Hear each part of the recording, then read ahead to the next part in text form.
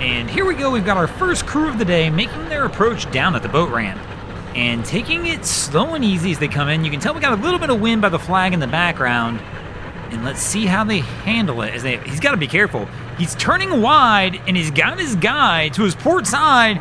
Ooh, and he straightened the motor out last second. If he would have kept turning, I think they would have hit that boat. But he brings it in, starts to slide in toward the dock. And he winds up sliding a little off. That wind's blowing the opposite direction. They both go for the stretch. And wind up getting it pulled over. So again, our next crew coming in here. And Cap is gonna make his approach. The problem with vessels like this is they're so high up. It makes it difficult, especially like where she's coming from in the bow. That's one heck of a leap to try and get down to this floating dock. Not quite as bad on fixed piers where it's a little higher. So Cap's kind of pausing, taking it easy. She's got the line on the ready. And here we go as he tries to inch his way in. And he's gonna turn, trying to get that bow to edge over so they can try and get a line on the dock, or maybe she's gonna slide under the rail. I'm not sure how they're gonna handle this one. Again, she's so high up compared to the dock. So he tries to turn it in. And she goes for a toss, trying to grab that cleat. Misses twice, and Cap backs out.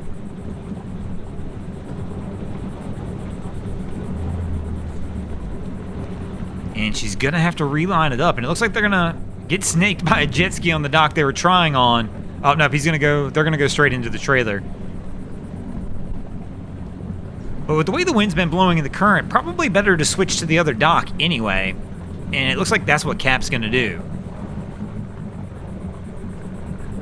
Gotta be careful. He's even drifting like to the left of the screen a little bit, almost away from that, not away from the dock, but like he could miss the dock if he doesn't get over a little bit. Gonna be close. He's gonna have to give her a little power.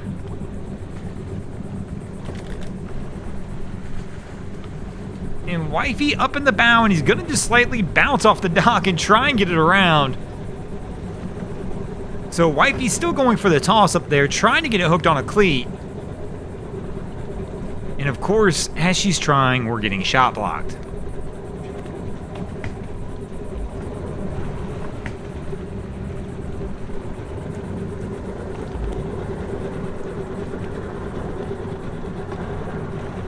So our crew here is going to roll in front of us. Did she wind up getting it on? Can't tell from here. She's still fighting. She's hooked somehow. And Cap's gonna leave the helm and have to walk it over. And he better hurry because that stern's kicking out on him. I don't think they're very far up on the dock.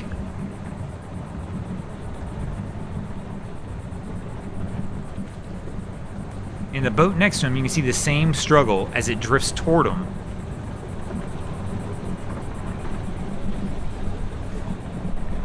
That wind and current is going right to left across the screen. So Cap goes back to the helm. Same thing I thought. He just wasn't quite far enough forward that he really needs to get it brought a little further up to even be able to step off from the stern.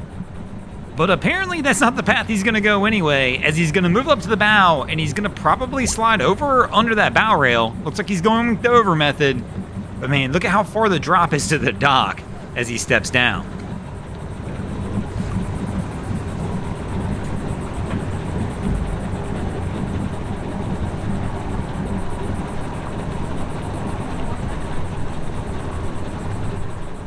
So here comes our next crew in on approach down here at Boynton.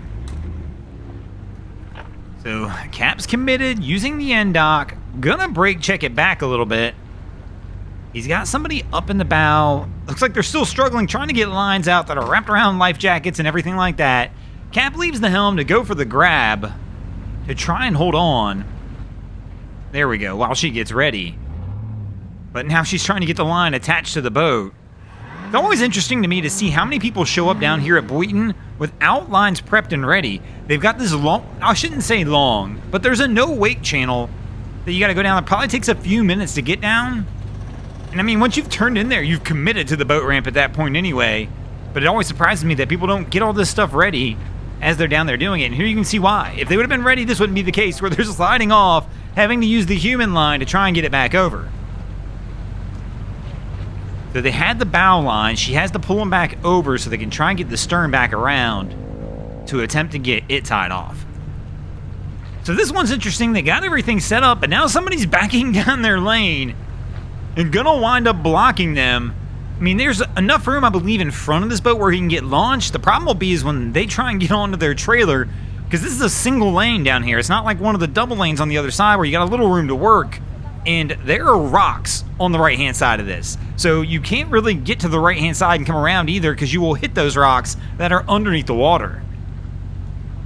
And as projected, they had to wait for the jet ski to get out. They actually had to back out so the jet ski could get out around them. And here we go now, as they're going to try and load their boat.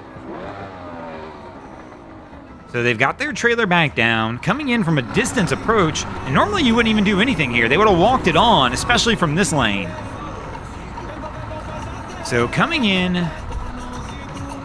Cap's going with the slow roll approach, and it looks like he's going to kind of miss.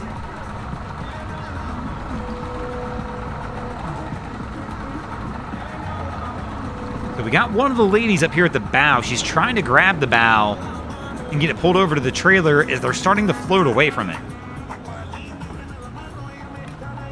And Cap's going to leave the helm.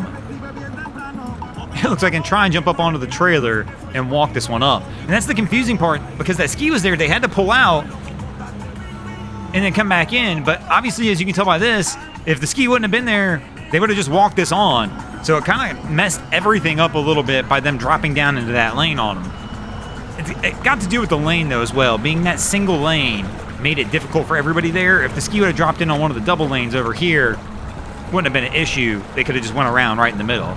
And we've got another crew coming in on the side as they're trying to load that one up. So Cap's going to turn in, try and get that bow in as the stern kicks out. And his buddy's going to go for the step off. But they should be good to roll as well.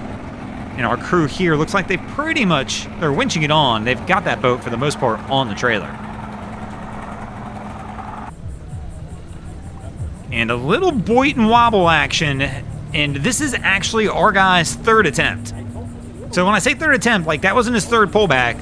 He's tried 3 times already to get this back down.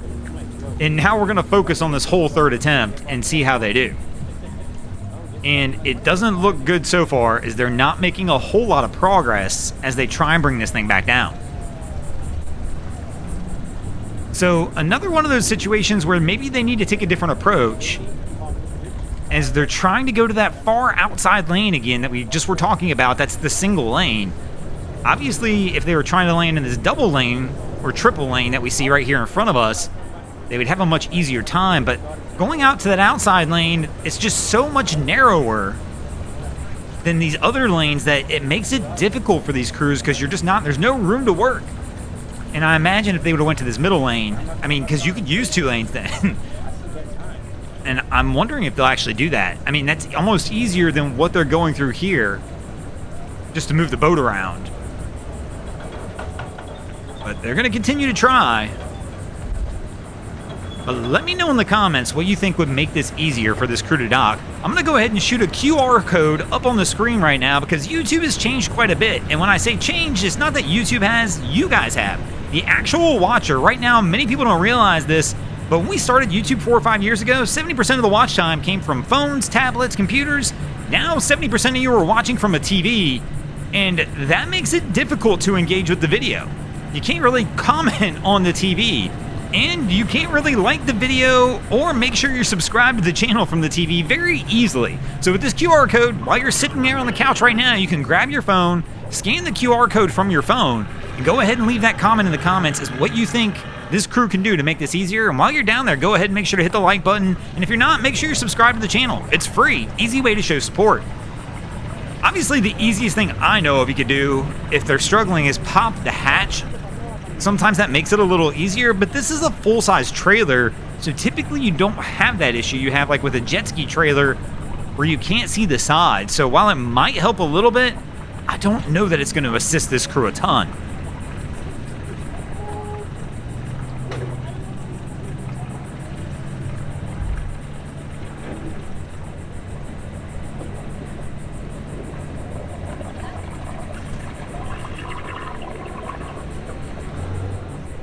So here we go. They're still trying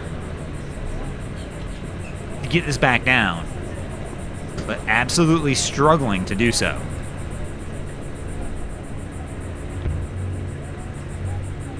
But they're finally getting about halfway down the ramp. They're getting close now.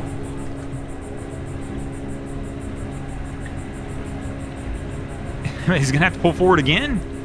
Man, this one's a long one, and I don't know how long exactly we've been following right here, but I can tell you now for sure. Again, I think this was the third attempt, and they've been at this for 10 minutes prior to this. In fact, somebody else originally started in the car, and they switched drivers at one point. So still trying to back it down, trying to get the angle right.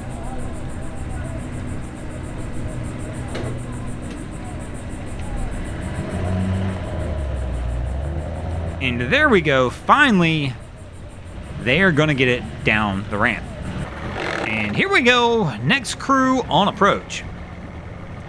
So this one's interesting. So the truck's in the water. You can see it there. So that's what we're gunning for here, is he's trying to put this one on the trailer. And kind of misses on that first approach and is having to reline it up again. Not going to like that second one any better. He really has to get that stern to kick around at the back.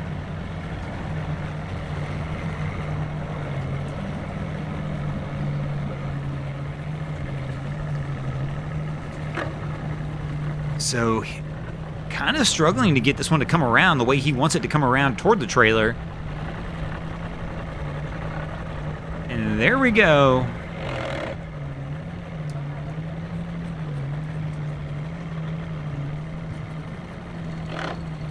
Bringing it, trying to get it in between the guy poles. But he's kind of missing again. He leaves the helm. Lines get tossed to Wifey on the dock for some reason, and he steps off, leaving Junior on the boat. I'm assuming maybe we're going to try and walk it on? But this is like one we saw earlier. If we're walking it on, why'd we pull it off the dock? Or maybe it was just decided after the fact this was the easier method than trying to actually power load it. But walking it from this distance is a little more difficult because they're not really that close to the trailer. But it looks like by the way the boat's floating, they've got the trailer super deep. So that might give them the opportunity to be able to slide it up.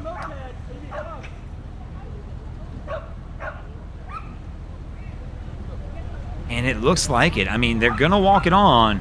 And it looks like they probably got somebody up there winching. So they should be good to roll. But just another strange one right there. But you can tell it's getting a little dark and it's about time to get out of here. They're getting out of here. We're going to get out of here as well. Thanks for watching, crew. Hope you enjoyed this episode of Miami Boat Ramps. If you did, please check out our other content.